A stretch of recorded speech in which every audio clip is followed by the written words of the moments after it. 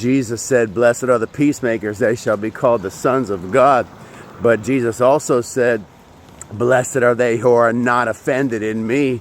Matthew chapter 11, verse 6. So Jesus, he was offensive at times.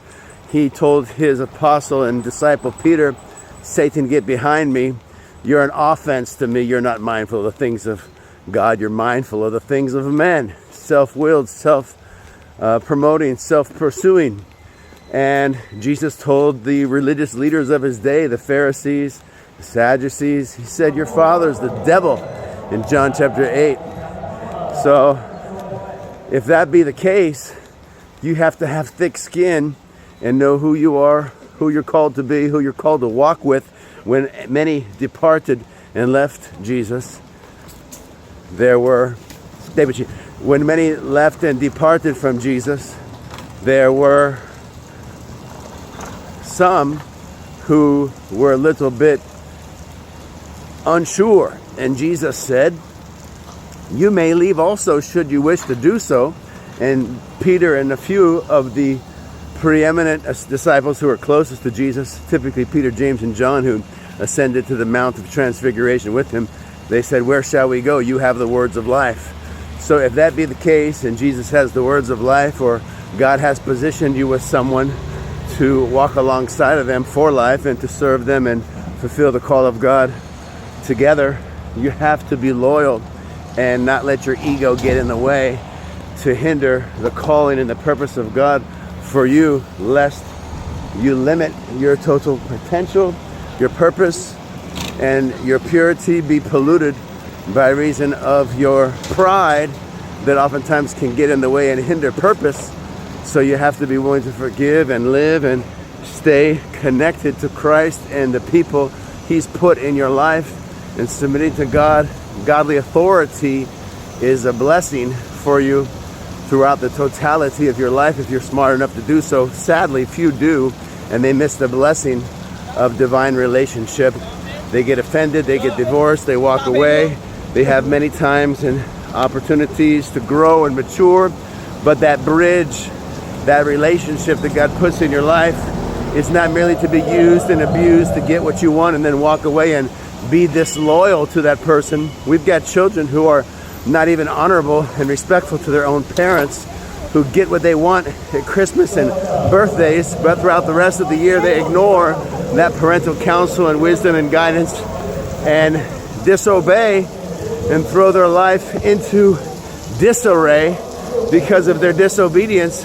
And when they self-destruct, they wonder why, and they blame God and others around them and take no responsibility or accountability for their actions.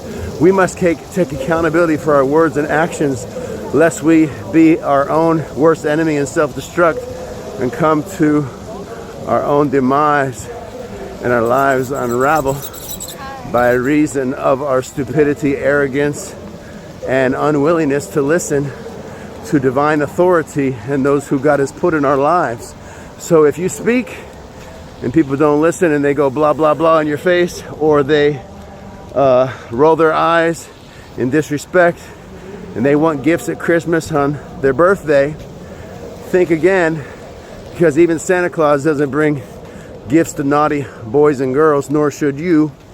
And people who only want what you've got in your hand, not in your head or your heart, are not always those who you should walk with throughout the totality of your life, nor entrust your precious riches and words to them, because they're disloyal, dishonorable, disrespectful, and incapable of carrying the totality of what God's put inside of you.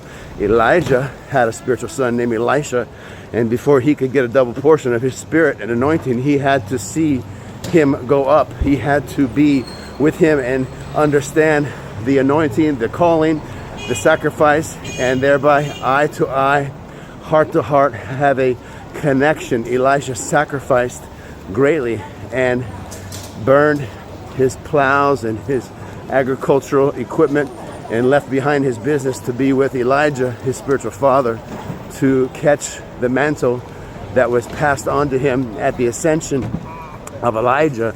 And a lot of people, they don't know the cost of what they want, and they don't understand the sacrifice of their spiritual parents and even natural parents who have brought blessings into their lives. They take them for granted. They use and abuse them, get what they can get from them, and thereafter neglect them, disrespect them, and go on without them until their lives unravel and they suddenly need them. That should not be.